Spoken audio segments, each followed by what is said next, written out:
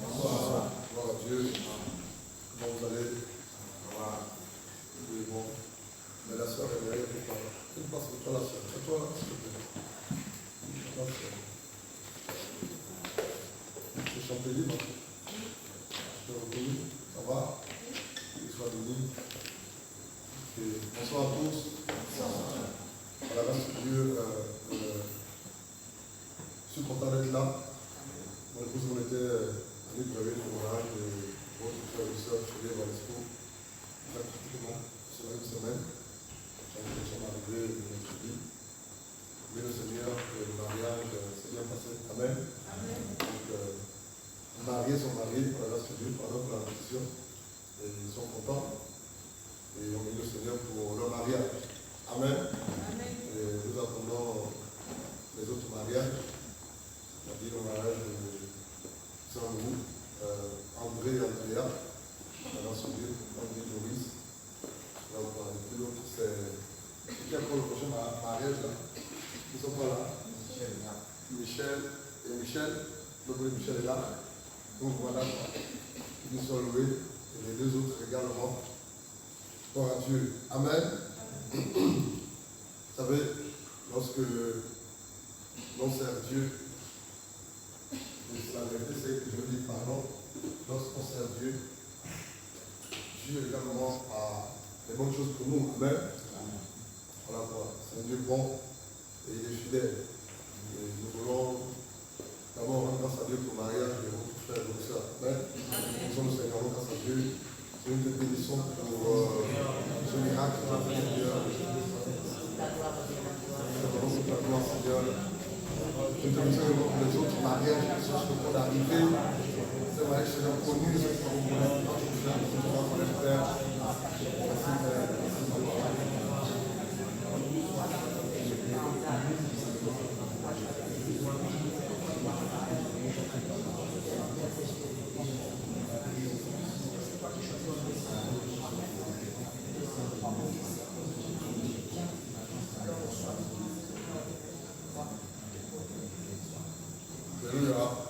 Bonsoir à tous. Nous allons beaucoup lire ce soir. Nous allons revenir sur un point qui est très important. Voilà pour un point de doctrine. Et que Dieu nous aide. Amen. Nous allons prendre le livre de Jésus dans Exode chapitre 15. Nous allons lire le dernier verset, c'est-à-dire le 27. On va lire Exode 15. On a grâce de Dieu. On va lire le dernier verset. Exode chapitre 15.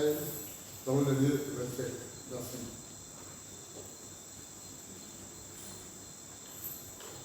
Allons-y. Exode 15, verset 27.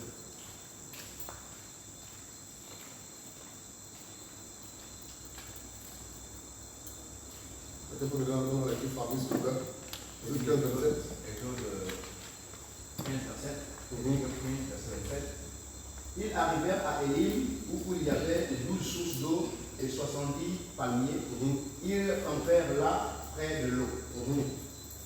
Je dis s'il te plaît, 15, 27, les Exode. Verset 27. Ils arrivèrent à Élim, où il y avait 12 sources d'eau et 70 palmiers. Ils campèrent là, près de l'eau. Amen. Ils arrivèrent à Élim, où il y avait 12 sources d'eau et 70 palmiers. Ils campèrent là, près de l'eau. Lis à partir du verset 22, s'il te plaît, Fabrice, verset 27. Verset 22 à 27. Nous sommes dans Exode chapitre 15, verset 22 à 27. Moïse fit partir Israël de la mer Rouge. Ils prirent la direction du désert de Shur et après 3 journées de marche dans le désert, ils ne trouvèrent point d'eau. Verset 23. Ils arrivèrent à Mara, mais ils ne purent pas boire l'eau de Mara parce qu'elle était amère. C'est pourquoi ce lieu fut appelé Mara. Un instant, s'il te plaît. Après la sortie de l'Égypte, ils ont traversé la mer Rouge. Quelque temps après, la Bible dit dans Exode 15, par le verset 22, Moïse fit partie Israël comme le Dieu de la mer Rouge. Ils prirent la direction du désert de Shur. Et après 3 journées de marche dans le désert, ils ne trouvaient point d'eau, comme ils avaient soif. Verset 23, ils arrivèrent à un endroit qui s'appelle Mara. Mara veut dire amer. Mais ils ne purent pas boire l'eau de Mara, d'où l'amertume de l'eau, après l'amertume de l'eau, parce qu'elle était amère. C'est pourquoi ce lieu fut appelé Mara. Verset 24. Le peuple murmura contre Moïse en disant, que boirons-nous? Verset 25. Moïse cria à l'Éternel, et l'Éternel lui indiqua un bois qu'il jeta dans l'eau. La Bible dit, le peuple demande de l'eau à boire. Dit le peuple. Le peuple. Dit le peuple. Le peuple. Pendant que le peuple demande à boire, qu'est-ce qui s'est passé? Moïse a procédé autrement. Il a crié à Dieu. Crier veut dire prier. Le peuple avait besoin. Et ce peuple a passé le temps à se plaindre. Mais qu'a fait mon Moïse? Il ne s'est pas comporté comme le peuple. Qu'est-ce qu'il a fait? Il a prié à Dieu pour répondre aux besoins. Moïse était un dirigeant, un guide, ou un ancien, un conducteur, ou un berger. Il était prophète. Mais tout ce qu'il vient de dire, ils sont batailles. Elle a dit, Moïse cria à Dieu, verset 25, s'il te plaît. Moïse cria à l'Éternel, et l'Éternel lui indiqua un bois qu'il jeta dans l'eau. C'est quoi la solution? La solution n'est pas de se plaindre, ou de pleurer, ou de regretter le passé, ou d'être dans les inquiétudes. C'est de prier à Dieu. C'est parce qu'on prie à Dieu que Dieu nous révèle la solution, nous donne la solution. Continue on. Et l'eau devient douce. Ce fut là que l'Éternel donna au peuple le peuple la loi et les ordonnances. Et ce fut là qu'il le mit à l'épreuve. C'est bon, mon ami. Il y avait un besoin. Ce peuple avait besoin, dit un besoin. Un besoin. Dit un besoin. Un besoin. Ce besoin, c'était boire de l'eau. Ils avaient soif. Ils ont marché pendant 3 jours. C'était compliqué, il n'y avait pas d'eau. Ils arrivent à cet endroit. Dans cet endroit, il y a quand même un peu d'eau. Une sorte d'oasis. Et là, ils goûtent un peu l'eau amère. Ah, ils ont dit, oh Seigneur, oh, tu ne nous aimes pas, oh, tu m'as abandonné, oh Seigneur. Elle dit, comment faire souvent là? Et là, Moïse se lève, il dit, Seigneur, c'est toi qui m'as appelé. C'est toi qui m'as mis à la tête de ce peuple. Ils ont soif. Dans leur gloire. C'est ça l'attitude des leaders, des conducteurs, des anciens, des noms spirituels. Dieu a donné la solution. Prends ce bois, jette dans l'eau. Et l'eau est devenue comment? Douce, l'eau potable. Lis-nous maintenant le verset 27, s'il te plaît. Verset 27. Ils arrivèrent à Élim, où il y avait 12 sources d'eau et 70 palmiers. Ils campèrent là, près de l'eau. La Bible, après cette étape de Shur, ça a été trouvé dans la solution. Ils sont arrivés à Élim. Il dit, ils arrivaient donc, Moïse et le peuple de cela, non? On va beaucoup lire, hein. Ils arrivaient à Élim. La Bible dit, là-bas à Élim, qu'est-ce qui distingue Élim? Oui, André qui me regarde. À Élim, il y a 12 sources d'eau et palmiers. 12 sources d'eau. 12 sources d'eau et 70 palmiers. C'est ça, non? 12 sources d'eau. Or, lorsqu'on lit la Bible, maintenant on rentre dans le vif de notre partage. Or, lorsqu'on lit la Bible, lorsqu'on parle de 12, ça nous renvoie à plusieurs choses. Les 12 tribus d'Israël. Alléluia. Voilà quoi. Les 12 tribus d'Israël. Les 12 apôtres. Donc, ces 12 sources d'eau ici préparent qui? Ou nous renvoient à qui ou à quoi précisément? À qui? C'est cela. Aux 12 tribus, ou du moins aux 12 apôtres. Or, lorsqu'on parle de 12 tribus d'Israël, ou 12 apôtres, c'est le fondement. C'est le fondement. Et à Élim, il y avait 12 sources d'eau. Ça veut dire que les 12 tribus sont une bénédiction pour Dieu à l'endroit du peuple de Dieu en fait. 12 sources, ça renvoie aux 12 tribus ou aux 12 apôtres. Voilà quoi. Mais il y a aussi notre président à Élim. Quoi? Soigner quoi? Palmiers. Nous savons combien les palmiers sont riches. Qui dit amène à ça? Qu'est-ce qu'on peut retrouver dans un palmier? Ou les différentes richesses? Oui, Martin. Il précise, il dit les noix de palme. Il ne pense qu'on y aime voir lui. Quelqu'un d'autre, oui, chantez-lui qui sourit. Dans un palmier, qu'est-ce qu'on peut trouver? Elle aime les... Tu en manges?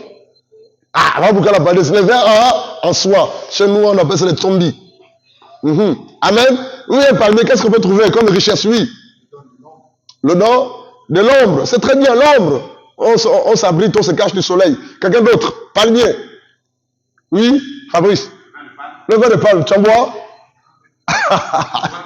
Quand c'est pas fermenté, ok, c'est très bien. Qu'est-ce qu'on peut encore trouver comme élection ou richesse? Palmier, oui. L'huile de palme. L'huile d'arachide. Vrai ou faux? Il y en a tellement. Tellement. Même les racines du palmier là sont une richesse. Avec les branches, on peut faire des balais en tige. Vrai ou faux? C'est vraiment riche. Il a dit pesé 70 palmiers. La précision n'est pas vaine. Viviane qui me regarde avec beaucoup d'attention. Pourquoi? Parce que lorsqu'on lit les Écritures, dans la Nouvelle Alliance, vous remarquerez que lorsque je suis venu sur terre, il y avait ce qu'on appelle les synagogues. Et dans ces synagogues-là, il y avait un certain nombre de personnes qui avaient été établies, voilà qu'on appelle les anciens. Les synagogues, les 4 évangiles en parlent, même le livre des Actes en parle. On parle des synagogues. Ce sont des lieux où le peuple se retrouvait pour écouter la Torah. Écouter la parole de Dieu en fait. Et dans ces synagogues-là, c'est un peu l'équivalent des églises bâtiments. Ouais, non? Et dans ces synagogues-là, il y avait un certain nombre de personnes qui avaient reçu pour fonction de régir, de travailler. Voilà quoi. Et de conduire le culte. Et on appelle les anciens, c'est un nombre de 70. 70 anciens. Et vous remarquerez que le tribunal des Juifs qu'on appelle le Sanhédrin, c'est cela, était constitué de 70 anciens. Et ils étaient chargés de s'occuper de tout ce qui concernait les affaires des Juifs, de la synagogue, et tout ça en fait. 70. Et la précision dans Exode chapitre 15, verset 27, les 12 sources d'eau, 70 palmiers, c'est pas là juste en vain, juste pour décorer la Bible, ou juste parce qu'on veut. Non, il y a un message derrière. Et si Dieu nous prépare, il nous prépare en fait. En fait, quel est le message derrière? Dieu veut dire, vous savez les amis, dans la Nouvelle Alliance, lorsque l'Église va être créée, lorsque l'Église va être créée, il y aura les apôtres, ils seront au nombre de 12. Jésus va venir sur terre, il aura ces 12 apôtres. Il dit, lorsque l'Église va être créée, l'Église va être conduite, et je parlais, les anciens. Voilà quoi. Et même là encore, 70 loin de donner un peu la symbolique de ce chiffre-là, de ce nombre-là, mais c'est encore prophétique en fait. En fait, ce soir, si tu l'as compris, nous allons parler de quoi? Des anciens de l'Église. Qui a compris ça? Les anciens. Les anciens de l'Église. Acte 20, le verset 17, pour commencer. Acte 20, le verset 17. Donc, le 70, parlez bien ici, est une image que Dieu nous donne. Il dit que dans la Nouvelle Alliance, par la grâce de Dieu, voilà quoi? L'Église devait certainement être, et c'est la vérité d'ailleurs, dirigée ou conduite par quoi? Par qui est nombre d'anciens. Pourquoi palmiers? 70 palmiers. Parce que lorsqu'on parle des anciens, les anciens sont une bénédiction pour le corps de Christ dans l'Église. Il faut le retenir. Les anciens de l'Église sont une bénédiction. À l'image du palmier, sont une bénédiction. En fait, lorsque Dieu, voilà quoi, établit l'Église, qu'est-ce qu'il fait? Il permet aussi à ce qu'il y ait un collège ou un groupe d'hommes qu'on appelle anciens. Et leur mission, c'est de conduire, diriger, prendre sur l'Église. Et ces hommes qu'on appelle anciens sont une bénédiction pour le peuple de Dieu. À l'image du palmier, en fait. Acte 20, le verset 17. Allons-y. Acte 20, 17. Allons-y. Acte 20, verset 17. Seulement verset 17, s'il te plaît. Vas-y. Car je vous ai annoncé tout le conseil de Dieu sans rien cacher. Tu es dans Acte 20, 28. J'ai dit 17. Acte 27. Tu es dans 28, non? Acte 20, 27. 17, s'il te plaît. Cependant, de Milet, Paul envoya chercher à Éphèse des anciens de l'Église. La Bible dit, cependant, de Milet, Paul envoya chercher qui? Les anciens, c'est au pluriel. Les anciens de l'Église. Regardez. Regarde-moi un instant. Si Paul envoie chercher les anciens de l'église d'Éphèse, c'est que Paul a vraiment l'autorité, vrai ou faux? Vrai ou faux? Non, c'est pas si vous comprenez. Est-ce qu'on peut tomber d'accord là dessus, Fabrice et les autres? Paul envoie chercher les anciens d'Éphèse. Les anciens viennent retrouver Paul où il est. La Bible dit, cependant, 2000, donc Paul se trouve actuellement à Milet. 2000, Paul envoyait chercher à Éphèse les anciens d'église. Verset 18, vas-y. Verset 18. Lorsqu'il fut arrivé vers lui, il leur dit... Donc les anciens sont venus vers qui? Vers qui? Donc ils étaient nombreux. Ils sont déplacés. Waouh. Waouh. Regarde, ils n'ont pas boudé. Dis Amen. Amen. Ils n'ont pas boudé. Ils n'ont pas mimé, ils ne sont même pas pleins. Pourquoi? Parce qu'ils ont reconnu l'autorité qui était en la vie de Paul. Ici, je vais dire plusieurs choses à la fois, que Dieu nous aide à comprendre. Ici, nous comprenons qu'un ancien, c'est quelqu'un qui a de l'autorité. Qui amène à ça? Ou bien, frère, ou bien, l'autorité spirituelle. Hein? Continue, homme. Vous savez de quelle manière, depuis le premier jour où je suis entré en Asie, je me suis sans cesse conduit avec vous. 19. Servant le Seigneur en toute humilité, avec larmes et au milieu des épreuves que me suscitaient les embûches des Juifs. Verset 20. Vous savez que je n'ai rien caché de ce qui vous était utile et que je n'ai pas craint de vous prêcher et de vous enseigner publiquement et dans les maisons. Verset 21. Annonçant aux Juifs et aux Grecs la repentance envers Dieu et la foi en notre Seigneur Jésus-Christ. On peut s'arrêter là. À qui Paul s'adresse ici? À qui Paul s'adresse ici? Oui, frère. Aux anciens. Donc, si Paul s'adresse aux anciens, c'est que Paul, il est aussi ancien. Mais c'est des anciens qui écoutent l'apôtre Paul. C'est-à-dire que cet ancien qui est l'apôtre Paul, ou cet apôtre qu'on appelle l'apôtre Paul, a de l'autorité sur les anciens en question, qui l'écoutent. On a lu le verset 28, s'il te plaît. Verset 28. Prenez donc garde à vous-même et à tout le troupeau sur lequel le Saint-Esprit vous a établi, évêque, pour paître l'église de Dieu qu'il s'est acquis par son propre sang. Relis, s'il te plaît. Acte 20, 28. Verset 28. Prenez donc garde à vous-même et à tout le troupeau sur lequel le Saint-Esprit vous a établi, évêque, pour paître l'église de Dieu qu'il s'est acquis par son propre sang. Amen. Il dit, au verset 28 de Acte 20, il dit, prenez donc garde à vous-même et à tout, prenez garde à vous-même et à tout le troupeau. Donc, il met en garde ses anciens. Pourquoi? Parce que ces anciens devaient quoi? Paître le troupeau de Christ. Donc ici, l'apôtre Paul a eu une réunion particulière avec qui? Les anciens. Donc il a réuni les anciens d'Éphèse pour leur donner des instructions, des recommandations, des directives, pour les mettre, on met en garde à quelqu'un, pour leur mettre en garde. Et Paul leur dit, avec autorité, au verset 28, prenez donc garde à vous-même. Toi ancien, prends garde à toi-même. Et à tout le troupeau sur lequel le Saint-Esprit vous a établi qui? Évêque. Pourquoi faire? Pour paître l'église du Dieu vivant, qu'il s'est acquise par son sang.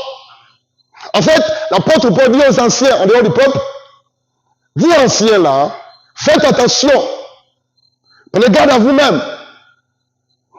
On va lire la même référence dans 3 versions différentes. Là où à la place ancien, c'est en place d'évêque, c'est écrit ancien. Dans la version Martin, dans la version Semeur ou Darby. Quelqu'un peut lire, s'il vous plaît. Acte 20, 28. Allons-y. Acte 20, 28. Quelle version différente? À la place d'évêque, c'est écrit ancien. Dans la version Darby, tu peux lire. Ou Semeur, ou Parole vivante, tu peux lire. Ou Martin, tu peux lire. Il y a personne qui a une version différente de celle que Fabrice vient de lire là. Un peu plus fort, s'il te plaît. Je lis la parole de Dieu C'est dans Acte 20, verset 28. Mhm. Prenez donc garde à vous-même et à tout le troupeau, au milieu duquel l'Esprit Saint vous a établi, surveillant pour paître l'assemblée de Dieu. Donc, à la place d'évêque, c'est écrit surveillant. Surveillant. Amen. Une autre version, s'il vous plaît. À la place d'évêque, c'est écrit surveillant, mais sinon, devait s'écrire ancien. Quelqu'un d'autre? Ou des gens responsables? Version seulement. Veillez donc sur vous-même et sur tout le troupeau de l'Église que le Saint-Esprit a confié à votre garde. Comme de bons bergers, prenez soin de l'Église de Dieu qui s'est acquise par son sang. À la place d'évêque, c'est écrit berger. Bon berger. Une autre version? Quelle autre version? Il y a beaucoup de versions différentes. Est-ce que vous fouillez même, les amis? Qui fouille? Oui, Dani. Acte 28. Veillez sur vous-même et sur tout le troupeau que le Saint-Esprit a remis à votre garde. Prenez soin de l'Église que Dieu s'est acquise par la mort de son Fils. En fait, dans ma version, il est écrit, dans Acte 20, 28, merci, prenez donc garde à vous-même, anciens, et prenez donc garde à tout le troupeau sur lequel le Saint-Esprit vous a établi évêque. À la place d'évêque, c'est écrit responsable, selon les versions. À la place d'évêque, c'est écrit surveillant. À la place d'évêque, c'est écrit ancien ou berger, bon berger. Donc ici, nous comprenons que un évêque était un ancien. Un évêque était un surveillant. Un évêque était un responsable. Un évêque était un berger. Pour mieux comprendre ça, réalisons seulement Acte 20, 17, s'il te plaît. Acte 20, 17. Acte 20, verset 17. Cependant, de Milet, Paul envoya chercher à Éphèse les anciens de l'Église. Lis Acte 20, 28. Prenez donc garde à vous-même et à tout le troupeau sur lequel le Saint-Esprit vous a établi évêque. Arrête-toi là. Qui Paul appelle évêque? Les anciens, notre question dans Acte 20, 17. Donc un évêque est un ancien. Maintenant, je vais casser un faux enseignement. Je vais casser un faux enseignement. Vous, on vous a dit, vous avez une image de l'évêque. Pour vous, l'évêque, c'est ce prêtre qui est à l'église, son chapeau rouge, bordeaux bleu, violet, sa longue canne, avec sa robe toute blanche, rouge, violette, etc. Et puis il est vieux, vrai ou faux? Bien, il est âgé. C'est ça l'évêque. C'est les catholiques. C'est faux, mauvaise définition de l'évêque. Dans les églises éveillées, je vais casser un faux enseignement. Pour eux, c'est qui l'évêque? L'évêque, c'est cet homme-là qu'on a consacré évêque après avoir fait des études théologiques ou pastorales. Il a eu un master 2 en théologie, ou un doctorat. Et puis, il donne un gros diplôme. Et puis, il établit évêque. Et puis, il a une grosse canne, il a un gros chapeau, il a une robe comme si c'était une femme. Vrai ou faux? C'est pas ça, évêque. Un évêque, selon la parole de Dieu, c'est un ancien. Alléluia. Et le premier évêque, le premier ancien, c'est Jésus-Christ lui-même. Le premier évêque, le premier ancien de l'Église, c'est Christ Jésus lui-même. Daniel 7, le verset 9 et 13, 9 et 13 seulement. Daniel 7, on va beaucoup lire. On va quelque part, on va comprendre. Prenez des notes sur les questions, prélevez-les, notez-les si il y a le temps. On va répondre aux questions à la fin, si Dieu nous permet. Daniel 7, on va le verset 9 et 13 seulement. Allons-y. Daniel 7, verset 9. Un instant, attends que les autres se retrouvent également. Regarde autour de toi s'ils ont terminé de fouiller. Daniel 7. On va lire le verset 9 et 13. Alléluia. Maintenant, tu peux y aller. Verset 9. Je regardais pendant que l'on plaçait du trône. Je regardais pendant que l'on plaçait des trônes et l'ancien des jours s'assit. Son vêtement était blanc comme la neige et les cheveux de sa tête étaient comme de la laine. Son trône était comme des flammes de feu et les roues comme un feu ardent. Verset 10. Verset 13. 9 et 13. D'accord, verset 10. 13. Daniel 7, verset 9 et 13. Je regardais pendant mes visions nocturnes et voici sur la nuée des cieux arriva quelqu'un de semblable à un fils d'homme. Il s'avança vers l'ancien des jours et on le fit approcher de lui.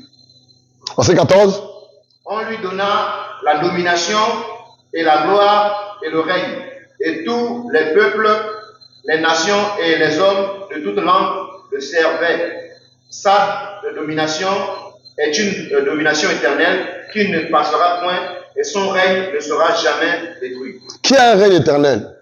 Qui a une domination éternelle?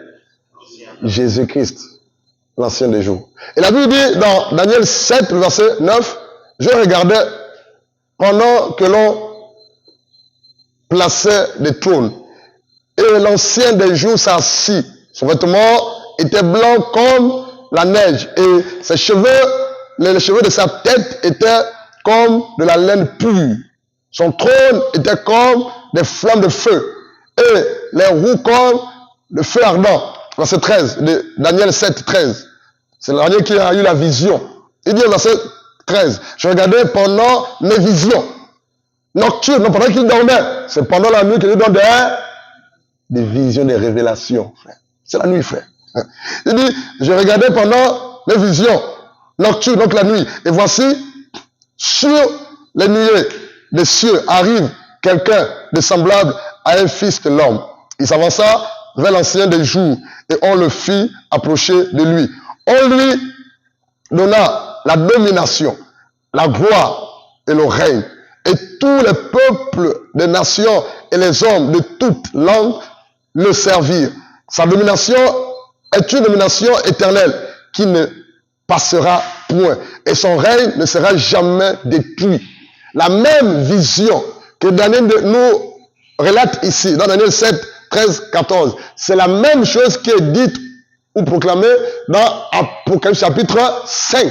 Et de qui est-il question ici? De Christ Jésus.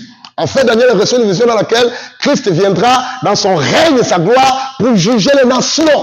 Et dans Daniel 7, le verset 9, 13 et 14, on décrit Jésus comme l'ancien des jours. Donc le premier ancien, c'est qui? C'est Christ Jésus. Voilà pourquoi cet ancien des jours qui écrit Jésus, voilà quoi, ne peut permettre que son église ne soit conduite ou dirigée par qui un collège d'anciens. Et dans Actes chapitre 20, verset 17, Paul appelle les anciens d'Éphèse pour qu'ils viennent à Milet. Et Paul leur donne des instructions et Paul leur met en garde. Au verset 28, qu'est-ce qu'il dit? Il dit, prenez garde à vous, au troupeau de Christ, sur lequel le Saint-Esprit, ça veut dire quoi? Que c'est le Saint-Esprit, même Jésus, qui établit qui? Les anciens. Sur lequel le Saint-Esprit vous établit évêque. L'autre dans écrit ancien, ou responsable, ou surveillant, ou berger, bon berger. Alléluia. Pour paître, quand on parle de paître, le verbe paître ici, André, qu'est-ce que c'est? Le verbe paître ici, c'est prendre soin. Le verbe paître ici, c'est nourrir spirituellement. Le verbe paître ici, c'est conduire, c'est diriger, c'est surveiller. C'est paître en fait. Donc, un ancien, qu'on appelle évêque, a cette responsabilité de quoi? De paître l'église, de nourrir, de suivre, de diriger, de prendre soin, de surveiller, de veiller, de conduire, de diriger le peuple, le troupeau de Dieu. Et qui établit cet ancien? C'est Jésus-Christ de Nazareth, par le Saint-Esprit. Donc, arrêtez un peu de penser que les évêques sont ces hommes-là qui vont étudier dans les écoles pastorales ou les universités théologiques. Ils sont là avec un diplôme et puis après on leur nomme évêque. Même la définition qu'on donne à évêque, que vous donnez évêque là, n'a rien à voir avec la parole de Dieu en fait. Regardez, on va lire. C'est Jésus qui est le premier évêque, premier ancien. Lisons rapidement 1 Pierre 2, 25. 1 Pierre 2, 25. Allons-y. 1 Pierre 2, 25. 1 Pierre chapitre 2, le verset 25. 1 Pierre 2, 25. Mamie, ça va? Ça va? Ok, ça marche. 1 Pierre 2, 25, vas-y. 1 Pierre 2, verset 25. Nous sommes dans 1 Pierre chapitre 2, verset 25, s'il vous plaît. Allons-y. Car vous étiez comme des brebis errants, mais maintenant vous êtes retournés vers le berger et le gardien de vos âmes. Waouh. Relis, s'il te plaît. Verset 25. Car vous étiez comme des brebis errants, autant pour moi, mais maintenant vous êtes retournés vers le berger et le gardien de vos âmes. La Bible dit dans 1 Pierre 2, 1 Pierre chapitre 2, le verset 25. Car vous êtes comme des brebis errantes. Mais maintenant, vous êtes retournés vers le berger et le gardien de vos âmes. À la place de gardien, selon les versions, c'est écrit évêque. C'est dans la version de qui dans la Bible? Tu peux lire ici, c'est à la place de c'est écrit évêque. Dans ta version. Qui peut lire dans sa version? Vas-y, version Martin. À la place de gardien, c'est écrit évêque. Vas-y. Car vous êtes comme des brebis errantes. Mhm. Et maintenant, vous êtes convertis au pasteur et à l'évêque de vos âmes. Donc ici, il est question de qui? C'est qui le gardien de nos âmes? Le véritable gardien de nos âmes? Christ. C'est qui l'évêque par excellence? Christ. Jésus. C'est qui le berger par excellence? Christ. Jésus. Donc 1 Pierre 2, 25 renvoie à qui? À la personne de Christ Jésus. Ça dit quoi? Ça dit dans 1 Pierre 2, 25, car vous êtes comme des brebis errantes. C'est quoi une brebis? Qu'est-ce que c'est une brebis errante? Ça veut dire quoi une brebis errante? Oui, Dani. Lui qui est perdu, qui erre, c'est ça non? C'est ça non? Ça va dans tous les sens. Brebis errante. Il n'a pas de berger. Il n'y a pas de direction. Il n'est pas conduit, il n'est pas dirigé. Brebis errante. Mais qu'est-ce que la Bible dit? Qu'est-ce que l'apôtre Pierre dit? Il dit, car vous êtes comme des brebis errantes, mais maintenant, depuis que Christ Jésus est venu sur terre, ce n'est plus normal qu'on erre. Il dit, mais maintenant, vous êtes retournés vers le berger, le bon berger, Christ Jésus, et le gardien, ou l'évêque de vos âmes. Ça veut dire quoi? Un évêque a aussi pour mission ou responsable de quoi? De quoi? De garder les âmes du Seigneur. Donc tout de suite on comprend que Fabrice, un ancien, a des lourdes responsabilités. Je vais te choquer. En fait, l'ancien de l'église ou les anciens de l'église jouent le même rôle et fonction ou ont la même responsabilité. Christ, Jésus. C'est lourd ça, qui amène à ça? C'est lourd.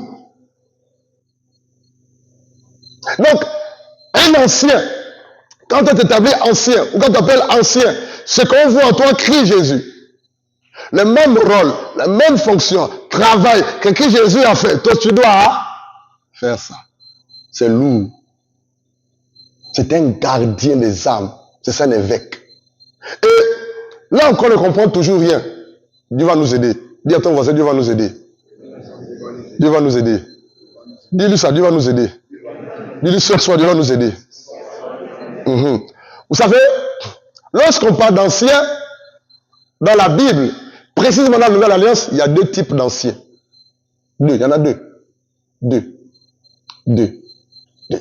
Regardez, lorsqu'on lit par exemple 1 Pierre 5, alors 1 Pierre 5 verset 1 et 2 là-bas. Je me laisse conduire par le Saint-Esprit. On veut aborder ce verset à la fin. Je veux qu'on en parle. 1 Pierre 5. Allons-y, 1 Pierre 5. On va voir l'apôtre Pierre qui dit quelque chose d'important là-bas. Allons-y, 1 Pierre 5. 1 Pierre 5, verset 1, 2. 1 Pierre 5. Verset 1, 2. Et le verset 3 également. Non, lis 1 Pierre 5, verset 1 et 2 seulement. Ne déborde pas, s'il te plaît. 1 Pierre chapitre 5, verset 1 et 2. Verset 1. Voici les exhortations que j'adresse aux anciens qui sont parmi vous, moi anciens comme eux, témoins des souffrances de Christ et participants de la gloire qui doit être manifestée. Verset 2. Paissez le troupeau de Dieu qui est sous votre garde, non par contrainte, mais volontairement, selon Dieu, non pour un gain sordide, mais avec dévouement. Nous allons revenir sur ce passage avec plus de détails, si Dieu permet, vers la fin. Voici, je suis dans 1 Pierre 5, verset 1. Voici les exhortations que j'adresse aux anciens qui sont parmi vous. L'apôtre Pierre s'adresse à qui ici? À la communauté. Et dans cette communauté, l'apôtre Pierre était aussi quoi? Ancien. Pierre est apôtre. Mais étant apôtre de Jésus-Christ de Nazareth, il était aussi ancien d'une église. Ça veut dire quoi? Ça veut dire que l'apôtre Pierre appartenait à une communauté, à l'église locale. Donc ici, on comprend que lorsqu'on est ancien d'une église, on appartient à une église locale. On persévère quelque part.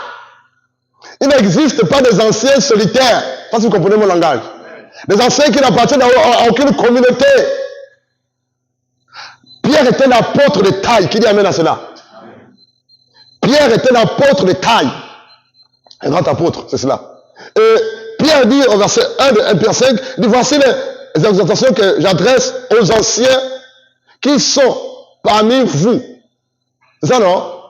Il dit ensuite, moi ancien, comment certains pasteurs, prophètes, évangélistes, ou docteurs, ou apôtres refusent quand ils les appellent anciens, alors que c'est un titre honorifique. Ne m'appelle pas ancien, appelle-moi prophète. Ne m'appelle ancien, appelle-moi apôtre. Alors que un apôtre était un ancien. Un pasteur était un ancien d'église. C'est vraiment Dieu qui l'a établi par le Saint-Esprit. Il dit, moi ancien comme eux, témoin des souffrances de Christ. Donc un ancien souffre comme Christ. Toi tu es ancien, on ne voit pas tes souffrances là. Tu ne souffres même pas pour l'évangile. Tu ne souffres même pas pour les gens. Tu ne souffres même pas pour le royaume de Dieu. Mais tu es ancien. Tu es ancien dans quoi? Mais Pierre dit, moi ancien comme un témoin des souffrances de Christ et participant de quoi? De la gloire qui doit être manifeste. Verset 2. Paissez le troupeau de Dieu qui est sous votre garde. Non pas par contrainte, mais volontairement. Donc ici, l'ancien Pierre ou l'apôtre Pierre nous fait comprendre qu'un ancien d'église doit faire quoi? Paître le troupeau de Dieu volontairement. En un mot, il doit être au service de Dieu. Il doit nourrir spirituellement, conduire le peuple de Dieu. C'est ça, paître. Paître veut dire prendre soin. Paître veut dire conduire, diriger. Paître veut dire nourrir. C'est ça, paître. Donc ça veut dire qu'un ancien, c'est quelqu'un qui est au service de Dieu pour le compte du peuple. Ou le peuple de Dieu. C'est un ancien. Il a de lourdes responsabilités. Maintenant, lorsque on parle d'anciens, c'est là où je veux en venir.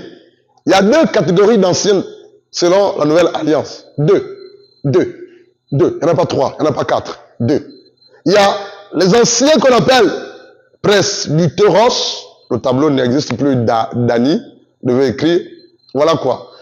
Dans presbyteros, ça s'écrit avec P, R, E, S, B, U, T, E, R, O, S. Pres avec P, presbyteros. Ici, c'est une catégorie d'anciens.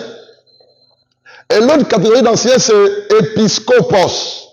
Épiscopos, c'est aussi une catégorie d'anciens qui s'écrit avec épiscopos comme épi, E-P-I-S, épice, avec K-O, épiscopos, P-O-S.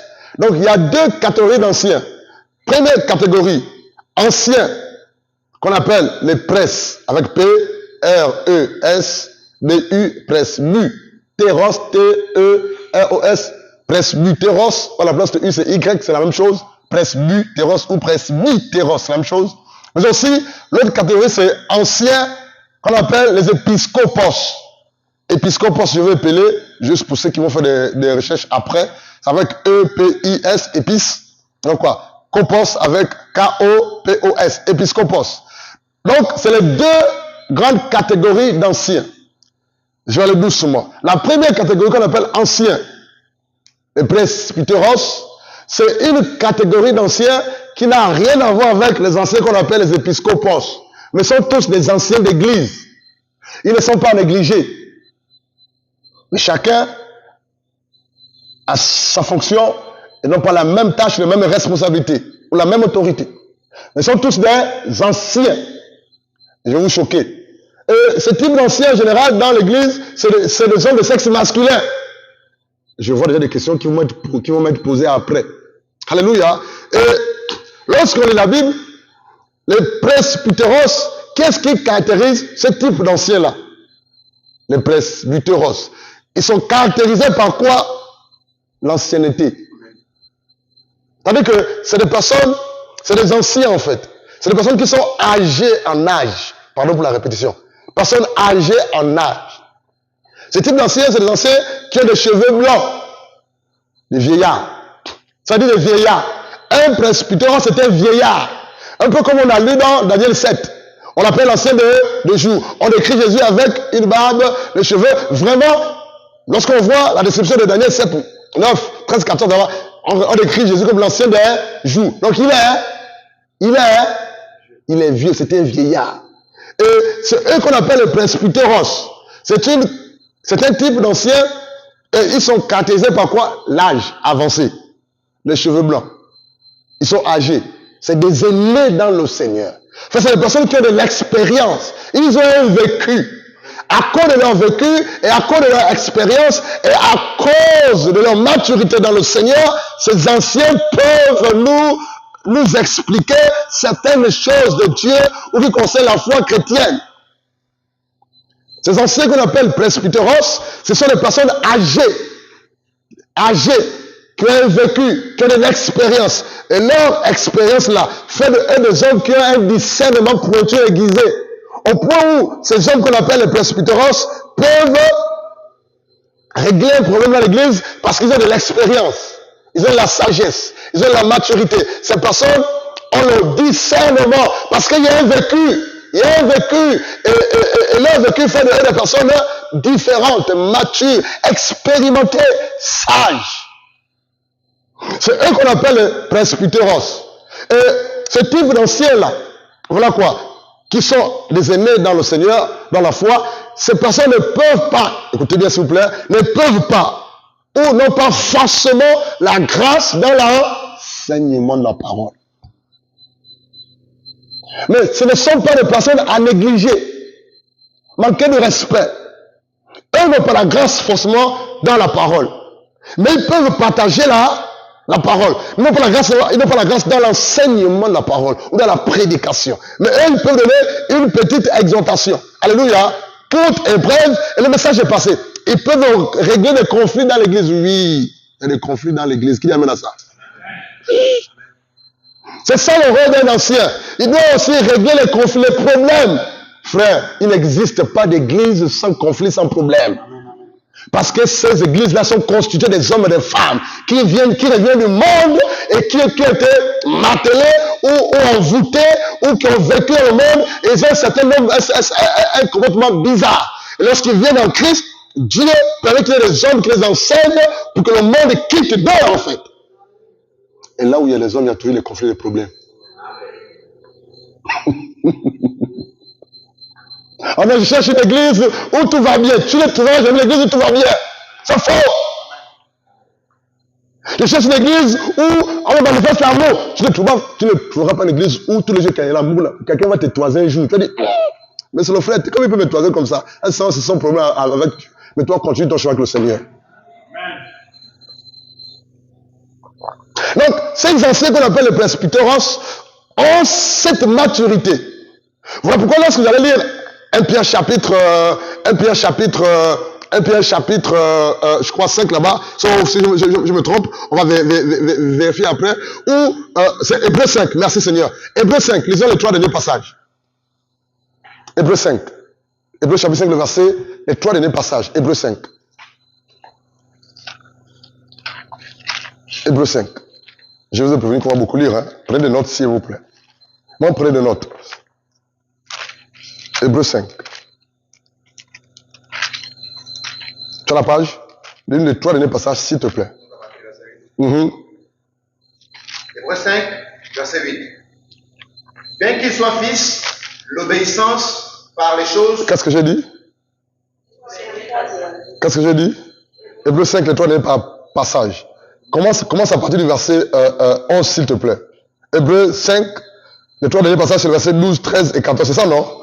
Bon, commencez par du verset 11 pour mieux commencer, pour mieux comprendre. Vas-y, Hébreux 5, 11, 12 et 13 et 14. Verset 11. Nous avons beaucoup à dire là-dessus et des choses difficiles à expliquer parce que vous êtes devenus lents à comprendre. Verset 12. Vous en effet, qui depuis longtemps devriez être des maîtres, vous en avez encore besoin qu'on vous enseigne les principes élémentaires des oracles de Dieu. Vous êtes venus à avoir besoin du lait et non d'une nourriture solide. Verset 13. Or, quiconque en est au lait n'a pas l'expérience de la parole de justice, car il est un enfant. Verset 14. Mais la nourriture solide est pour les hommes faits, pour ceux dont le jugement est exercé, à l'usage, à discerner ce qui est bien de ce qui est mal. Ici, lorsqu'on parle des anciens par rapport à l'âge, par rapport à la maturité, par rapport au vécu, ou par rapport à l'expérience, ou par rapport aux cheveux blancs, qu'est-ce qui distingue ces anciens? C'est que ces anciens ont la capacité, par la grâce de Dieu, de discerner. Le discernement est pointu, aiguisé, à cause de leur expérience, de leur vécu. Parce que c'est des personnes qui ont subi des difficultés, qui ont subi des persécutions. C'est des personnes qui sont passées par des temps difficiles. Et Dieu les a donné la sagesse et l'intelligence. Ils ont traversé ces épreuves ou ces temps difficiles. Et ces anciens qu'on appelle les presbyteros peuvent, par la grâce de Dieu, régler un conflit d'église. Conduire, diriger. Alléluia. Ou trancher un souci, en fait. Et c'est ce qui est vrai. Parce qu'ils ont l'expérience. Ils ont l'expérience de la vie chrétienne. Ils ont l'expérience de la foi chrétienne. Ils ont subi le soleil. Ils ont subi plusieurs choses. Et je vous assure, pour ceux qui sont nés de nouveau depuis un certain temps, par la grâce de Dieu, écoutez mon langage s'il vous plaît, à cause de leur durée dans le Seigneur, ils ont une certaine compréhension des comportements des uns des autres. Du coup, lorsqu'ils vont remarquer tel comportement dans la vie d'un frère ou d'une sœur, ils sauront comment juger et trancher parce qu'ils sont passés par là. Donc l'expérience, le vécu, alléluia, va les aider à faire quoi? À régler certains problèmes, à comprendre certains comportements, à être patient, à conseiller. Et du coup, ce sont ces anciens qu'on appelle les presbyteros. À cause du vécu, à cause de l'expérience, à cause de leur âge, de leur cheveux blancs, de leur maturité. Ces anciens, quand ils te donnent un conseil, c'est posé, c'est vrai. Ça va t'aider, en fait. Mais ces anciens n'ont pas forcément la grâce dans l'enseignement de la parole de Dieu. Alléluia. Qu'il faut écouter. Parce que nous, dans nos églises, on écoute plus les frères qui ont la grâce de l'enseignement, que la puissance va au faux. Mais alors qu'il y a aussi des anciens dans l'église qui sont établis, mais eux, c'est à cause de leur vécu, leur expérience, leur maturité, leur sagesse, leur cheveux blancs. Et eux aussi, par la grâce de Dieu, comptent sur eux pour le fonctionnement de l'église. Mais qu'est-ce qui se passe? Dans nos églises, ce type d'anciens ne sont pas écoutés et respectés. N'est-ce pas, Viviane? N'est-ce pas, Viviane? On ne les respecte pas. On ne les écoute pas. Mais c'est des anciens. Alléluia. L'autre type d'anciens, et c'est à cela qu'on va plus s'appuyer. Il nous reste 45 minutes. Les épiscopos. Qui sont-ils? Allons-y rapidement. Dans 1 Timothée 3.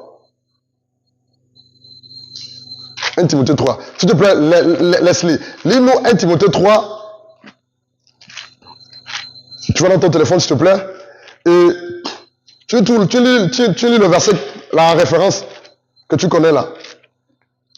1 Timothée 3. On va lire par la grâce de Dieu rapidement. Verset 1 et 2 seulement. C'est cela. On va lire ce verset dans 3 ou 4 versions différentes de la Bible. Amen. C'est la seule Leslie qui lit, s'il te plaît. Tu t'es retrouvé? Vas-y. 1 Timothée 3, verset 1.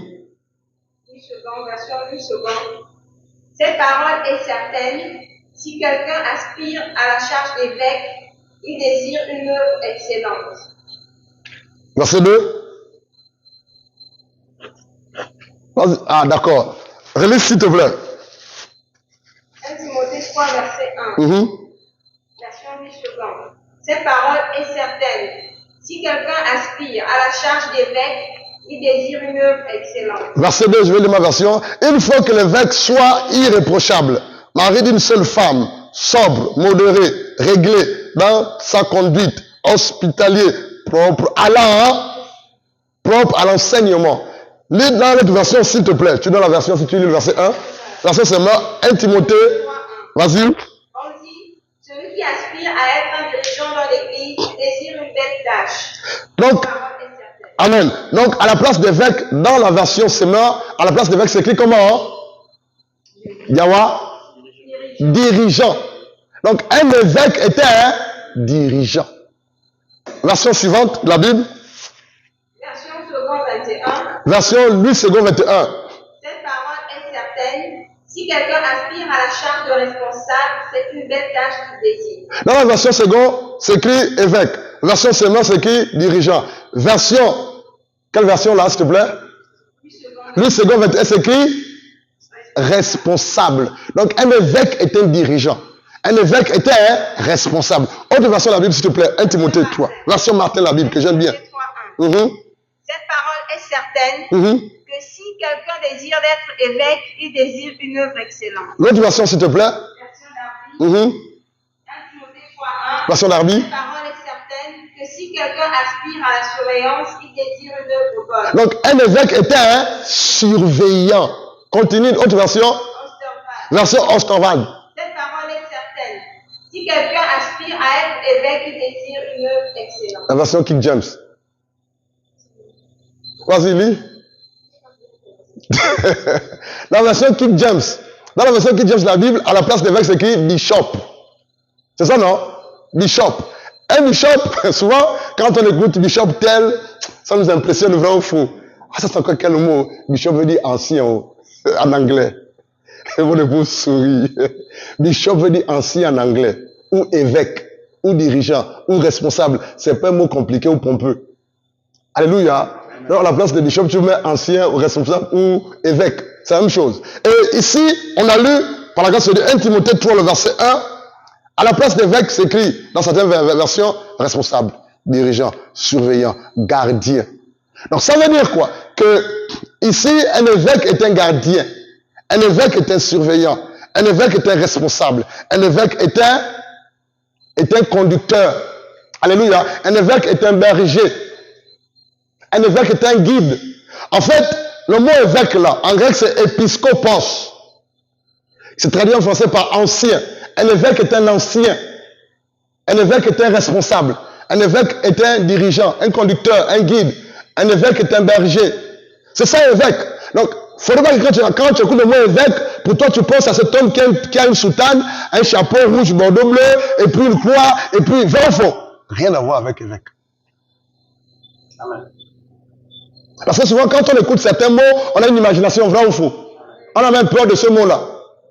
Évêque veut dire quoi en grec? Épiscopos. Épiscopos, c'est traduit en français par dirigeant, conducteur, berger, guide, gardien, responsable, surveillant. Et nous comprenons ici que l'apôtre Paul dit dans Timothée et à nous, il dit, cette parole est certaine. Si quelqu'un aspire à la charge d'évêque, aspire à la charge de surveillant, aspire à être ancien d'église, aspire à être conducteur ou berger, aspire à être gardien, il dit, il désire une œuvre excellente. Donc ici, épiscopos, c'est un type d'ancien d'église, rien à voir avec presbytéros. Mais qu'est-ce qui caractérise cet épiscopos de Dieu? Je vais juste vous aider à comprendre quelque chose. Lorsqu'on écrit épiscopos, Dani, ton tableau, lorsqu'on écrit épiscopos, il n'existe plus, Dani, il est cassé. Lorsqu'on écrit épiscopos, dans l'épiscopos, il y a quoi? On appelle tous ensemble, alléluia, E, P, I, S, K, O, P, O, S, épiscopos. On va le couper en deux. Nous voyons le préfixe. Dans l'épiscopos, le préfixe c'est épi. C'est ça, non? C'est quoi un préfixe? Pardon? Oui, Chantélie, toi tu fais encore l'école. Elle a répondu en premier. Tu as un bonus à la fin. Qu'est-ce que tu as dit? Et le mot qui vient avant le radical. Ah, clairement pour la sœur Chantélie, c'est très bien. Mais c'est la vérité, hein? Alléluia. C'est très bien. C'est ça le préfixe. Ce petit mot qui vient avant le radical. Donc dans épiscopos, en vrai, il y a le mot épi. Or, épi, en français, se traduit par quoi? Sur ou au-dessus. Épi veut dire sur ou au-dessus. Donc, quand on dit épiscopos, vous voyez que ce qu'on appelle épiscopos est au-dessus ou sur. Je ne sais pas si vous comprenez ça. Mais non, dans épiscopos Fabrice, voilà, épi, c'est traduit en français par sur ou au-dessus. Et le verbe, c'est si on enlève, et puis il reste quoi? Scopéo. Le verbe de, on ne dit pas scopos. Le verbe c'est scopéo. P-E-O. Chapeau en haut. Donc, le verbe Qui suit, c'est quoi? C'est scopéo, qui se traduit en français par surveiller ou regarder. Scopéo se traduit en français par surveiller ou regarder. Donc, si on traduit épiscopéo, ça se traduit en français par quoi? Une personne qui est au-dessus, au-dessus, et qui a pour responsabilité de quoi? De regarder et de surveiller. Ça veut dire quoi? Un épiscopos, l'ancien qu'on appelle épiscopos, est au-dessus. Pourquoi faire? Pour regarder et surveiller. Mais qui surveille-t-il? Le troupeau de Dieu. Qui regarde-t-il? Le troupeau de Dieu, le peuple de Dieu. En un mot, s'il est au-dessus, s'il est sûr pour surveiller et pour regarder le troupeau de Dieu, c'est-à-dire que sur le plan spirituel, il doit être au-dessus de tous les... Qui comprend ça? Il doit être au-dessus sur le plan spirituel, en termes de connaissance, en termes de discernement, en termes de ceci, en termes d'autorité, en termes de puissance, en termes de grâce. Il doit être au-dessus parce que ce qu'il conduit, ce qu'il dirige, il doit avoir en lui la présence de Dieu, en fait. C'est ça l'épiscopos. Et l'épiscopos, ce type d'ancien, fait partie. Voilà pourquoi l'apôtre Pierre l'a dit dans 1 Pierre chapitre 5. Il a dit, là vraiment, je m'adresse à ceux-là qui aspirent à la charge d'évêque. C'est ça, non? Charge d'ancien. Cet épiscopos-là, ou cet ancien-là, comme l'a dit l'apôtre Pierre dans 1 Pierre 5 là-bas, il dit, moi ancien, c'est les bergers. C'est des hommes qui ont un appel pastoral. Quand je parle d'appel pastoral, ce n'est pas forcément pasteur. Lorsqu'on parle d'une mission pastorale, un appel pastoral, ce sont des hommes et des femmes qui ont pour mission de paître le troupeau. Et ces épiscopos-là, ce sont les hommes dont parle Éphésiens chapitre 4, le verset 11. Qu'est-ce qu'il dit là-bas? Dieu a donné à l'église qui? Pasteur. Qui? Prophète. Qui? Évangéliste. Qui? Docteur. Qui? Apôtre. Pourquoi faire? Pour paître ou pour perfectionner les saints. Pour qu'eux aussi les rentrent dans leur ministère. Donc un épiscopos c'est différent d'un presbytéros. Un épiscopos est un ancien, mais cet ancien a la grâce dans l'enseignement, dans la prédication, a un appel. Cela faisait chapitre 4, verset 11 en descendant. C'est bien l'épiscopos. Lui, il a la capacité d'enseigner, il a la capacité de prêcher, mais aussi de défendre la parole de Dieu. Il a aussi la capacité de casser les fausses doctrines. Et c'est ça l'épiscopos. Et vous remarquerez que dans nos églises, on a besoin à la fois des épiscopos et des presbytéros. Donc d'un groupe d'anciens.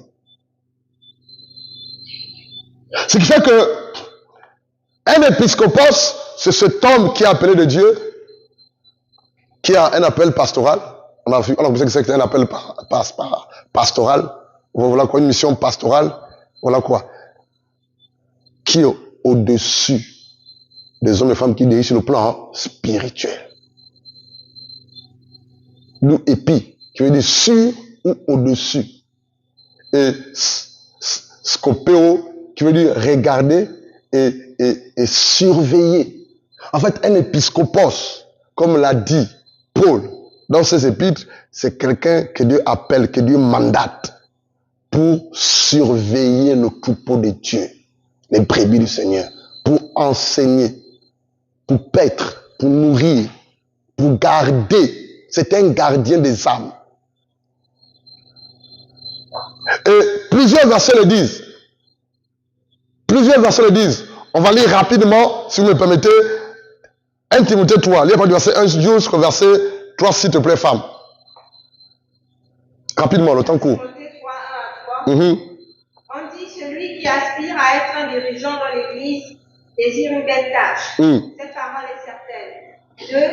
Il faut toutefois que le dirigeant soit un homme irréprochable. Un homme irréprochable. Mari fidèle à sa femme, maître de lui-même, réfléchi et vivant de façon convenable.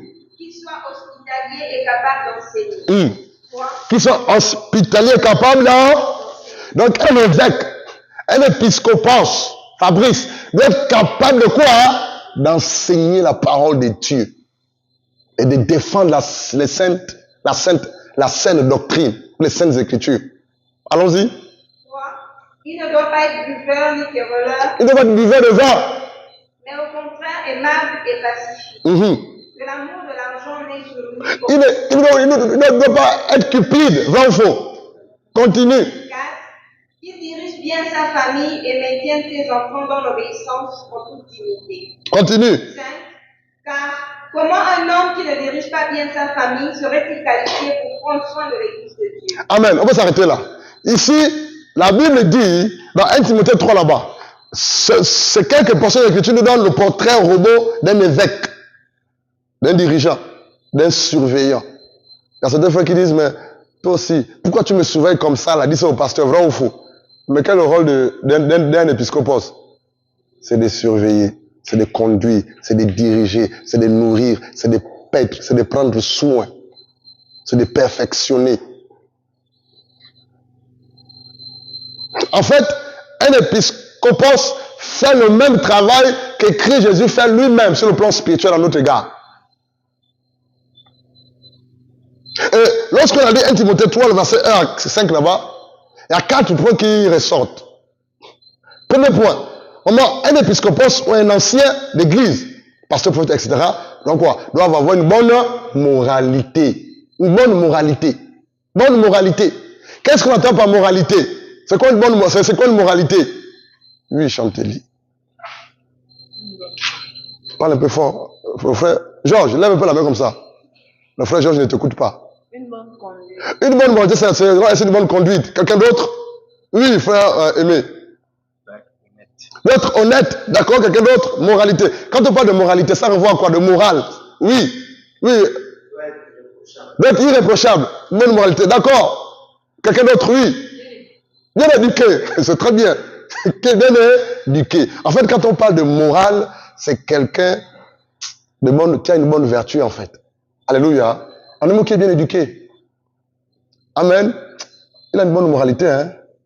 Donc on dit non, l'enfant est mal éduqué, hein. Il est impoli, hein. Donc, un ancien doit avoir une bonne moralité. Autre chose qui ressort de ces versets, il doit bien conduire, diriger sa propre maison. Sa femme et ses enfants. Tu n'arrives pas à diriger ta propre maison. Donc si on comprend qu'un ancien doit être marié. Ce n'est pas normal de responsabiliser en tant que pasteur homme des personnes qui ne sont pas mariées. Le sexe masculin. Ça peut arriver. Mais demandez-leur de se marier. Et c'est rare. J'ai dit à 2 personnes de nous, tant que tu ne te maries pas, tu ne te responsabiliseras pas. C'est clair. Il y a un qui s'est marié, l'autre il chôme encore. Je ne sais pas pourquoi est-ce qu'il tarde. Il se reconnaît. Il baisse la tête et il sourit en cachette. Il y a un qui s'est marié. Et il dit, c'est ce qui sort. Il doit bien conduire sa maison. Parce qu'il ne conduit pas de sa maison, il ne saura pas prendre sur l'église du Dieu vivant. Parce que c'est des personnes qui dirigent, qui conduisent. Des personnes qui ont des moralités différentes. Comportements différents. Attitudes différentes. Des personnes difficiles. Mais s'il n'arrive pas à prendre sur sa maison, sa femme, les enfants, quand je parle de prendre soin, ce n'est pas offrir des cadeaux, des voitures, non. C'est la conduite, c'est la direction, c'est la présence de Dieu. C'est vraiment, vous comprenez mon langage, non? Ou voilà quoi, c'est ça. Comprenez-moi. Alléluia. Qu'est-ce qui ressort ici? Il doit être capable de quoi? D'enseigner un épiscopos doit être capable d'enseigner la parole. Mais on a des hommes de Dieu qui sont appelés pasteurs, qui n'enseignent pas la parole.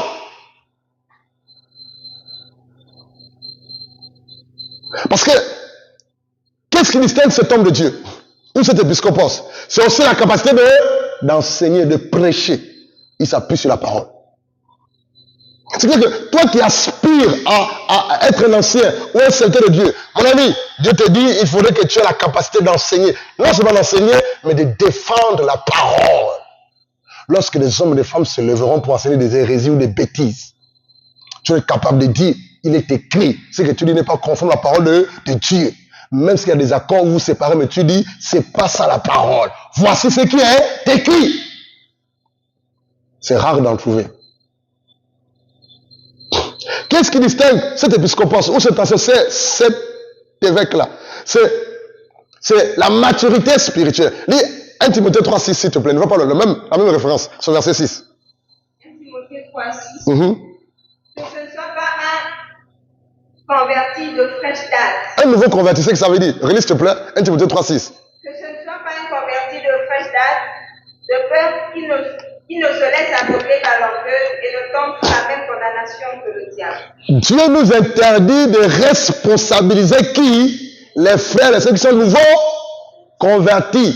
Parce que si les nouveaux convertis, mon ami, viens, mon ami, oui, toi, viens. Un nouveau converti, tu commences à donner la responsabilité, lui donner qu'est-ce qu'on fait? Le diable va le détruire. Par cause de quoi? De l'orgueil. Il va penser qu'il est arrivé. Parce que quand il est nouveau converti, on donne les responsabilités. Lui qui est là depuis des années, qu'est-ce qu'on fait? Il va narguer le frère, vrai ou faux?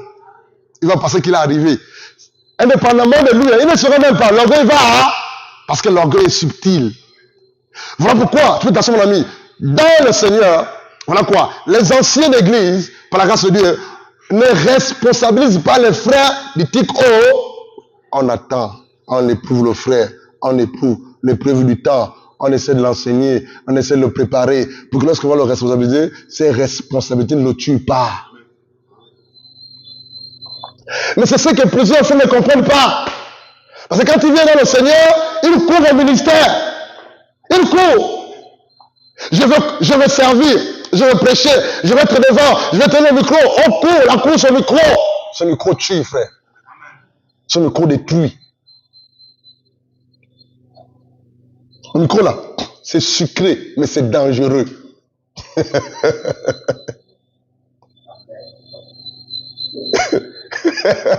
Sucré pourquoi? Parce que tout le monde veut le saisir, veut l'avoir. Dangereux pourquoi? Parce qu'il peut te détruire.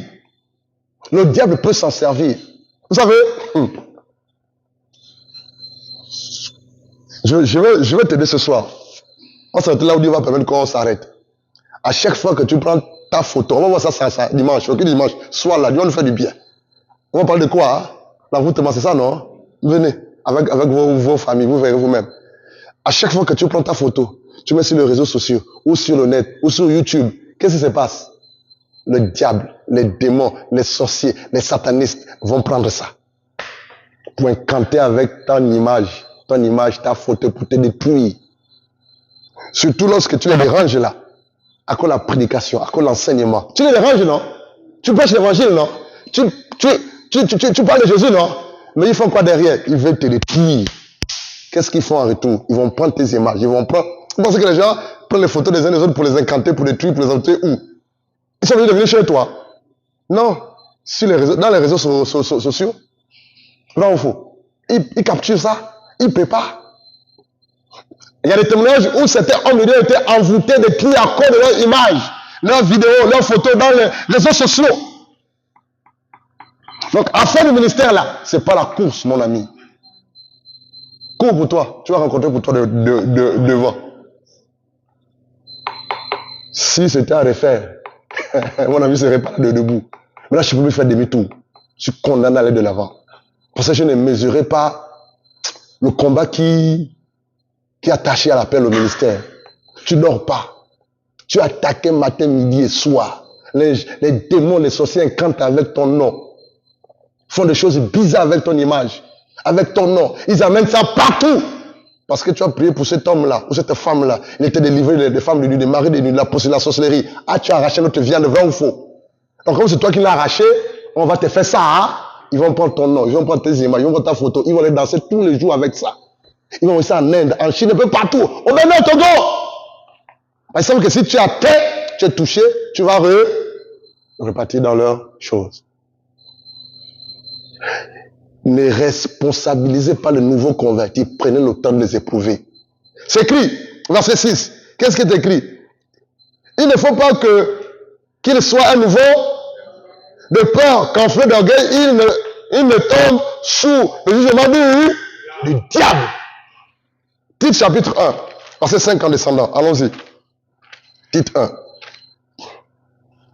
Vas-y. Titre 1 à partir du verset 5. Je t'ai laissé en Crète pour que tu achèves de mettre en ordre ce qui est resté en suspens, et que tu établisses dans chaque ville des responsables dans l'Église en suivant les directives que je t'ai données. 6. Chacun d'eux doit être un homme irréprochable et un mari fidèle à sa femme, Il faut que ces enfants soient dignes de confiance, c'est-à-dire qu'on ne puisse pas les accuser d'inconduite ou d'insoumission. Texte. En effet, il est nécessaire qu'un dirigeant d'église soit irréprochable, puisqu'il a la responsabilité de la famille de Dieu. C'est pourquoi il ne doit être ni imbu de lui-même, ni coléreux, ni buveur, ni querelleur, ni attiré par des gains malhonnêtes. 8. Qu'il soit au contraire hospitalier, ami du bien, réfléchi, juste, saint et maître de lui-même. 9. Qu'il soit fidèlement attaché à la parole certaine, qui est conforme à ce qui lui a été enseigné. Ainsi, il sera en mesure d'encourager les autres selon l'enseignement authentique et de refuter les contradictions. Continue. 10. Nombreux sont ceux qui refusent de se soumettre à la vérité. Ils tournent la tête aux gens par leurs discours creux. On en trouve surtout parmi les gens issus du judaïsme. On va s'arrêter là. La Bible, Tite, chapitre 1, le verset 5, je vais relire. C'est l'apôtre Paul qui parle à son fils dans la foi bien-aimé. Tite. Voilà quoi. Il dit dans Tite, chapitre 4, il dit à Tite, je suis dans Tite, chapitre 1, le verset 4, il dit à Tite, mon enfant légitime, en notre commune foi, que la grâce et la paix te soient données de la part de Dieu le Père et de Jésus-Christ notre Sauveur. Verset 5, il dit, je t'ai laissé en Crète, toi Tite, mon enfant, afin que tu mettes en ordre ce qui reste à régler. C'est l'apôtre Paul qui parle ainsi à son fils. À son fils. Il dit, et que selon mes instructions, il dit, selon mes instructions, toi Tite, tu établisses des anciens dans chaque ville. La même chose est dit dans Actes chapitre 14, verset 23. Il dit, Tite établit des anciens. Ça veut dire quoi? On a besoin des anciens. Que ce soit les presbytéros, c'est cela non? Ou les épiscopos. On a défini ce que c'est, n'est-ce pas? On a besoin des anciens. Et ces anciens ont de lourdes responsabilités. On va voir ça tout à l'heure. Ont de lourdes responsabilités. Ont de lourdes responsabilités. Ils travaillent. Ils pèsent le troupeau de Christ. Ils enseignent la parole de Dieu. Ils peuvent régler des conflits. Ils peuvent trancher des problèmes. Ils peuvent donner des actions. Paître le troupeau de Dieu. Un ancien, c'est un ancien, frère d'église. C'est lourd, c'est sérieux. Mais tu es ancien, tu es absent. Tu es ancien, tu es absent, tu ne peux pas impliquer dans l'œuvre. Tu es ancien, tu viens comme tu veux, quand tu veux. Tu es ancien, tu ne sais pas ce qui s'est passé à la réunion d'hier, de l'église. Tu n'es pas au courant des gars parce que tu es tout absent. Tu es ancien, tu ne lis pas la Bible, tu ne médites pas. Tu es ancien, tu as du mal à te faire... Attendez. En fait, les vétérans anciens doivent, par la grâce de Dieu, continuer à être enseignés. Parce que la révélation est progressive. Il y a des choses que je ne savais pas hier, que je connais aujourd'hui. Il y a des choses que je ne connais pas aujourd'hui, que je connaîtrai demain. Par la grâce de Dieu. Donc je pense que tu es ancien, que tu es déjà arrivé, parce que tu tiens un peu le micro, ou tu es un peu devant, on te souhaite de prêcher. Pour toi, tu n'as pas le droit de t'asseoir et te faire enseigner. Mon ami, tu es déjà à côté. Tu es orgueilleux. Ou bien, quand on aborde un thème, exemple la foi, tu dis, bon, je sais. Dans ta tête, on ne sait pas ça. Tu sais, on va parler de Hébreux 11:6. On va parler de tel verset. On va parler de tel verset. Mon ami, tu es orgueilleux. Lorsqu'on donne un thème, tu dis, oh, je connais déjà ça. Je connais le verset qui va donner vrai ou faux. Si c'est comme ça que tu es dans ton cœur, tu es déjà à côté. Ou bien tu es comme je suis ancien, je vais chercher d'autres révélations. On ne sait pas là, tu vas trouver d'autres révélations, que tout est dans la Bible. Tu vas trouver les révélations là où c'est. Non, je suis fatigué, je vais aller à un autre niveau. Je suis un aigle. Un autre aigle va t'avaler, mon frère. Et c'est la vérité. Il dit, établis des anciens dans l'église. Ça veut dire que par la grâce de Dieu, Dieu veut qu'on établisse des anciens. Il peut donner la responsabilité à un homme comme Tite, comme Paul l'a fait, pour établir. Parce que Tite, si il n'y a qu'un ancien qui peut établir un ancien sous la directive de Dieu par la puissance du Saint-Esprit. Il dit quoi encore? Il dit, s'il se trouve, qu'est-ce qu'il écrit? Quelque homme irréprochable, un ancien doit être Quand on parle de irréprochable, Chantélie, c'est quoi? C'est quelqu'un dont on ne peut rien reprocher. C'est chaud, hein?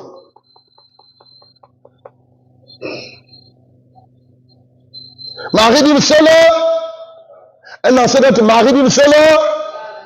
Donc si tu connais un ancien pasteur qui est marié à deux femmes, il est faux. La polygamie n'est pas biblique. C'est-à-dire, dans la Nouvelle Alliance, on ne parle pas de polygamie. Si vous écoutez un homme de Dieu qui est polygame, c'est un serviteur du diable. Qu'est-ce que la Bible dit, Fabrice? Il est marié d'une seule femme. On trouve des hommes de Dieu qui sont mariés à plusieurs, et puis on se réfère à l'ancienne alliance. Abraham, Salomon. On ne va pas prendre Salomon pour expliquer l'église. Qu'est-ce que Salomon, l'église? Est-ce qu'ils ont un lien? Pas de lien. C'est lui qui nous révèle le fonctionnement de l'église, l'apôtre Paul, dans ses épîtres. Mais nous, on va prendre Salomon pour expliquer les choses de l'église, vrai ou faux? On est à côté. On va prendre David pour expliquer les choses de l'église. Qu'est-ce que David a fait dans l'église? Dans la Nouvelle Alliance. Parce qu'on veut justifier quoi? Son péché de polygamie. Je n'écoute pas les polygames pasteurs ou hommes de Dieu. Ils sont à côté. Et si tu es polygame, homme de Dieu, si tu meurs, tu es en enfer. Sauf si tu repars, tu sors de ta polygamie. La Bible est claire. Mari d'une seule femme. Et qu'est-ce qu'il dit encore?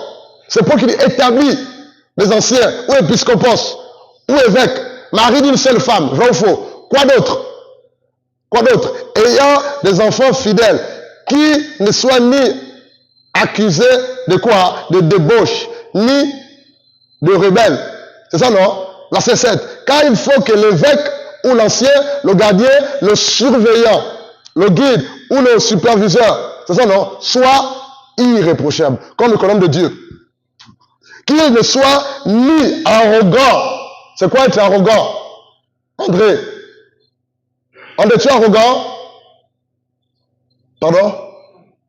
Iden, c'est confirmé? Il était, hein? C'est très bien, acclamons le Seigneur. Donc ça veut dire que si André aspire à la charge ou à la responsabilité, aux responsabilités des évêques, il ne peut pas être arrogant. Pas d'arrogance. Il faut être humble, poli, simple. Pas d'extravagance. Il dit quoi encore? Ni arrogant, ni quoi? Colérique. Oh, c'est quoi colérique? Un ancien colérique. Si tu es un ancien colérique, qu'est-ce qui s'est passé, Aimé? Il sourit. Pourquoi il sourit? Un ancien colérique. Viviane, qu'est-ce qui va se passer? Un ancien colérique, il va faire comment? Il va se fâcher à tout. Il va gifler les gens dans le désert. Il va insulter. Il ne va pas supporter. Petite irritation, petit mot déplacé, il va tout casser, frère. Il est colérique, il est nerveux. Une petite remarque qu'on lui fait, c'est moi le pasteur ici, hein, taisez-vous, frère ou fou. C'est moi le pasteur ici, hein. Mon ami, tu es à côté. Les brebis vont fuir la bergerie. Ni colérique. Pourquoi ni colérique? Parce que l'ennemi va cesser d'être en colère pour détruire l'œuvre que Dieu veut faire par ton canal. Pourquoi ni colérique? Parce que toi, par qui Dieu construit, bâtit son œuvre, la colère peut aussi détruire l'œuvre que Dieu veut bâtir par ton canal. Ni colérique, c'est écrit ni colérique. Voilà pourquoi Dieu prend le temps. Lorsque des hommes et femmes viennent au Seigneur, Dieu prend le temps de quoi? D'enseignement. D'enseignement, de lavage, de nettoyage. Par la parole et par le Saint-Esprit. Toi qui étais colérique, Dieu te dit, viens, tu es sauvé, oui, c'est bon. Tu vas t'asseoir, il mettra quelqu'un devant toi, il va t'enseigner pour que la colère la quitte. Au nom de Jésus. Toi qui étais orgueilleux, toi qui étais arrogant, pendant que les enseignants, tu sauras que l'arrogance ou l'orgueil n'est pas bien. Tu vas régler ça au nom de Jésus. Jusqu'à ce que Dieu se rende compte que c'est bon. Maintenant, on peut te responsabiliser. C'est alors que lorsque tu seras devant pour conduire le peuple de Dieu, il y aura des fruits.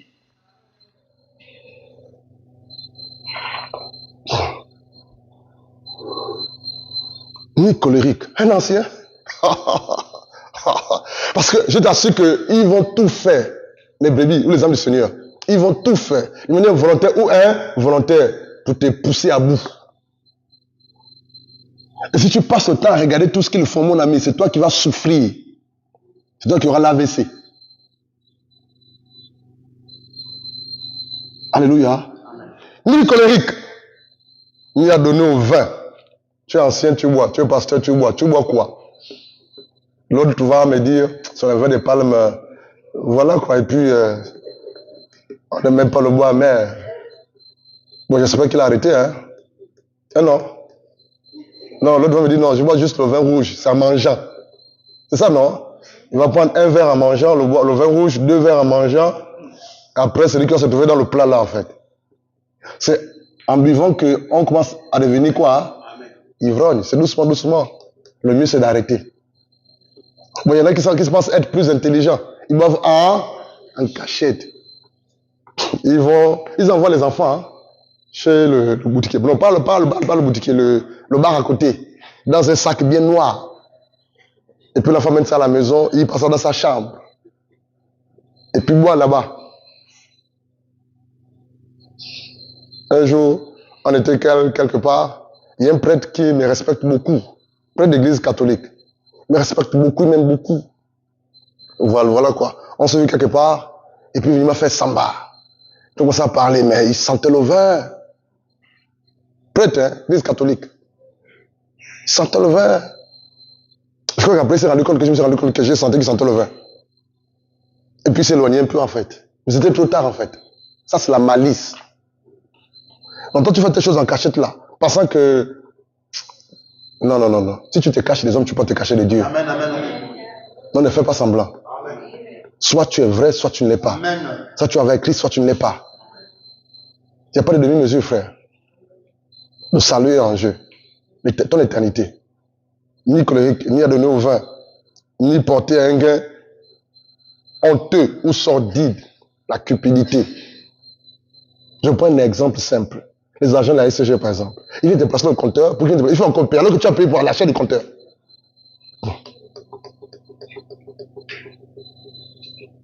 Qu'il nous aide en fait. Attaché à la vraie parole. À la vraie, attaché à la vraie parole. Telle qu'elle a été enseignée afin d'être capable d'exhorter selon la saine doctrine et de réfuter les contradicteurs. C'est pour dire quoi? C'est pour dire que, par la grâce de Dieu, un ancien, qu'on appelle épiscopos, ou évêque, ou gardien, a des lourdes responsabilités. Voilà pourquoi dans 1 Timothée 5, 17, 18 et 19, lisons. On finit avec 1 Timothée 5, 19 et Hébreux 13, 7. On continue avec ça. On va s'arrêter là. L'enseignement n'est pas fini, mais on va s'arrêter là aujourd'hui. Alléluia. 1 Timothée 5, 17, 18, 19. 1 Timothée 5, lisons rapidement. 1 Timothée 5, 17 à 19. Les responsables qui dirigent bien l'Église méritent des honoraires lourds, notamment ceux qui se dévouent au ministère enseignant de la prédication et de l'enseignement. Relis s'il te plaît, femme. 1 Timothée 5, 17. Uh-huh. Les responsables qui dirigent bien l'Église méritent des honoraires lourds, notamment ceux qui se dévouent au ministère enseignant de la prédication et de l'enseignement. 18. Car l'Écriture déclare qu'il ne mettra pas de muselière au bœuf qui foule le grain. Et encore, l'ouvrier mérite son salaire. 19. N'accepte pas d'accusation contre un responsable d'église si elle n'est pas appuyée par 2 ou 3 témoins. La Bible dit dans 1 Timothée 5, 17 que les anciens, que les dirigeants, que les responsables, que les épiscopos, que les gardiens, qui dirigent, qui conduisent, qui pèsent, soient jugés dignes d'un double honneur.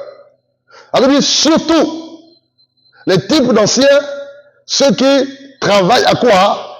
À la prédication, à l'enseignement. Donc, ça veut dire que ce passage concerne ou parle à la fois des anciens qu'on appelle les presbyteros et les anciens qu'on appelle les qui? Les épiscopos. Les presbyteros, c'est l'ancienneté, c'est l'âge, les cheveux blancs, c'est l'expérience, c'est le vécu. Voilà quoi. Ils ont le sens du discernement. Les épiscopos ont la grâce dans l'enseignement, dans la prédication.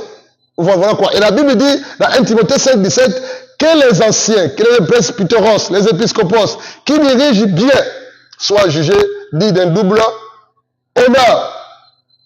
Surtout, ceux qui travaillent à la prédication et à l'enseignement. Car l'Écriture dit, tu n'amuseras pas celui point le bœuf quand il foule au grain. Et l'ouvrier mérite son salaire. Et le verset 19 dit quoi? Dit ceci. Ne reçois point d'accusation contre un ancien. Ne reçois point d'accusation contre un ancien si ce n'est sur la déposition de deux ou de trois témoins. Vous qui prenez les anciens dans vos quartiers, dans vos maisons, dans vos lieux de travail ou dans vos coins, commencez à les déshabiller, à les insulter, à les critiquer, à les menacer, allez, vous attirez la colère d'eux. Pourquoi? Parce que la Bible dit, il faut un travailleur redoutable, énorme. Pour l'église, Dieu vivant, pour le troupeau de Christ. Ils prient, ils travaillent, ils prêchent, ils enseignent, ils conduisent, ils paient le prix. Mais toi, tu vas prendre un ancien. Est-ce que tu as appris que l'ancien aimé a fait ceci? Ah bon? Ah oui, et puis vous commencez à déshabiller l'ancien aimé. C'est un exemple. À le critiquer, à l'insulter. Vous n'avez pas vérifié si l'information est. La Bible dit, ne prends pas de déposition sur un ancien sans que tu ne vérifies si la chose est avérée. Il faut qu'il y ait 2 ou 3 témoins. Surtout ceux qui travaillent sur l'enseignement et la prédication. Parce que Dieu restaure, travaille, équipe, prépare, transforme les cœurs des uns des autres par quoi on connaît l'enseignement, la parole de Dieu, la puissance du Saint-Esprit.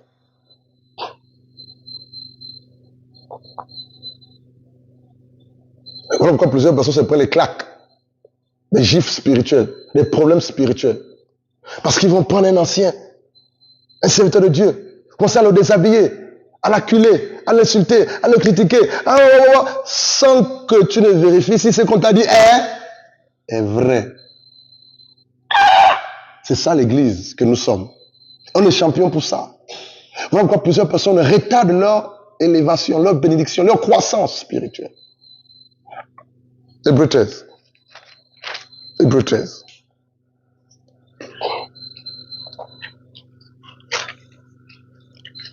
Hébreux 13. Nous, verset 7, s'il te plaît.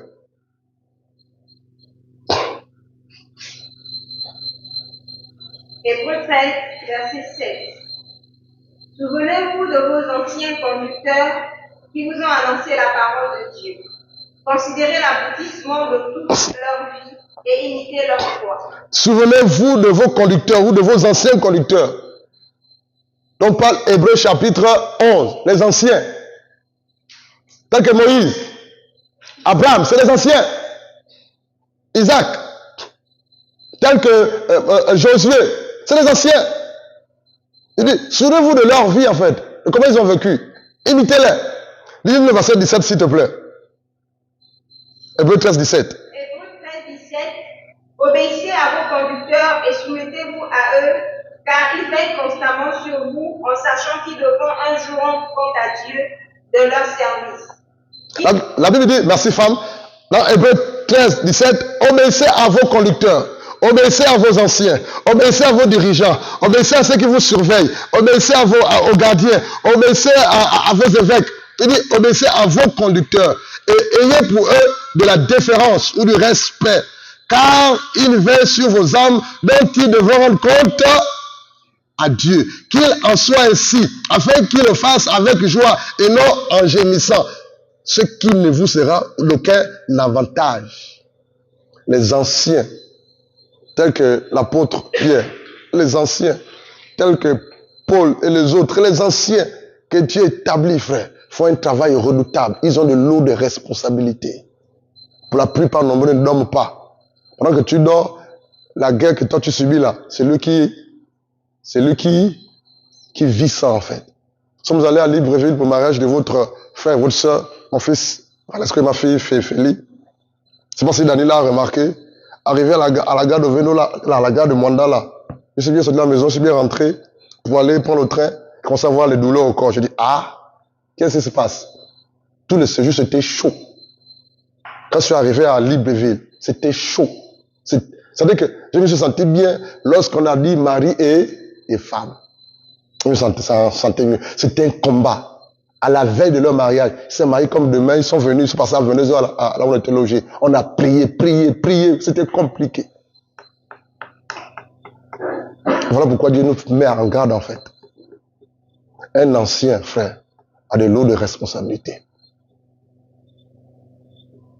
Alléluia. Un ancien joue le même rôle que celui qui se joue. C'est pas une petite fonction. Surtout quand tu es ancien, épiscopos. Là, c'est compliqué. Alléluia. On a besoin des anciens.